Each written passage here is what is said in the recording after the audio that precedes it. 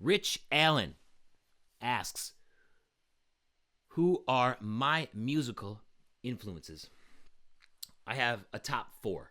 I'm influenced by a lot of great people, but I have a top 4. Number 1 is Bob Dylan. If you haven't noticed, I mean, that's kind of obvious. It used to be way more obvious. I made like 5 or 4 albums before I released anything on Spotify or iTunes or anywhere else. And all that stuff was so bad.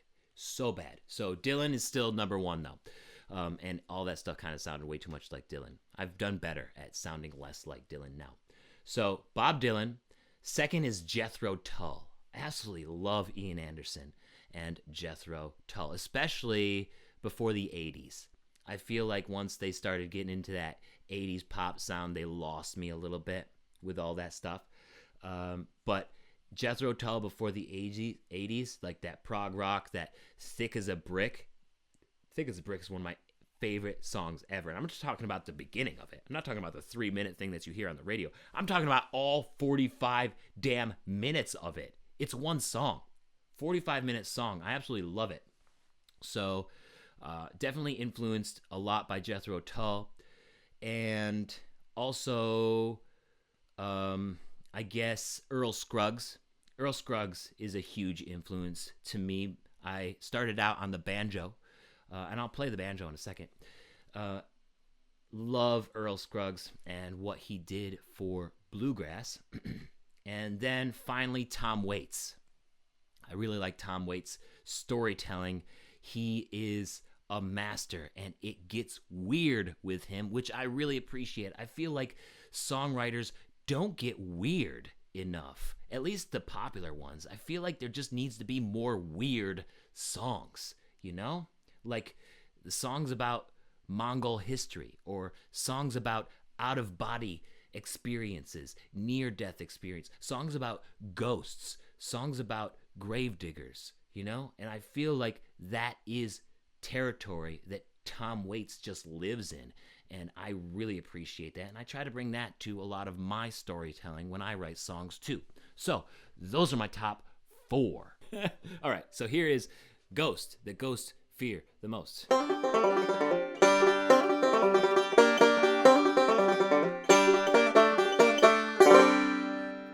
When I finally came to, I was far from the wreck of the grove. I was at the crematorium with the man running the stove.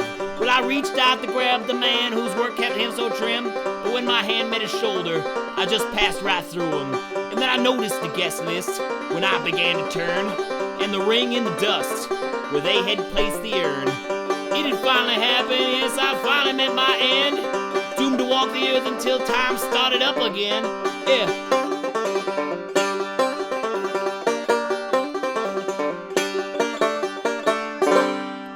So I made my way home to give one last goodbye when I heard a cry of terror from the old Stanley place walking by. Now they say that place is haunted, and they say it kinda soft. Careful so the spirits, they don't move from loft to loft. Seeing as I could go unnoticed, I thought I would check in, since those old Stanley folks had been as close as kin. But when I walked in, I could not believe what I had saw. 2 specters had Miss Stanley frightened and huddled against the wall. Yeah.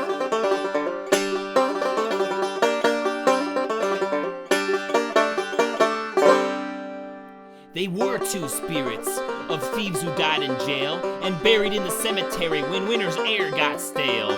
They looked at me in amazement when I told them to get lost, or they would be sorry that our paths had ever crossed.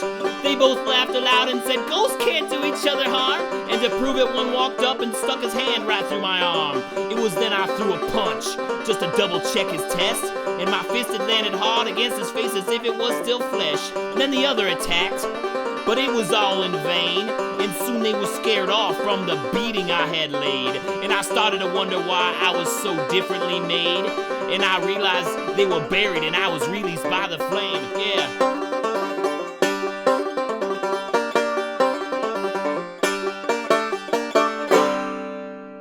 So there must be something special about a fire after death, instead of wasting good space for an eternity's rest. So if you're some lowly dirt muncher haunting those who can't defend, know that I'm the ghost, ghosts fear the most, and you best not test the trend. Ha!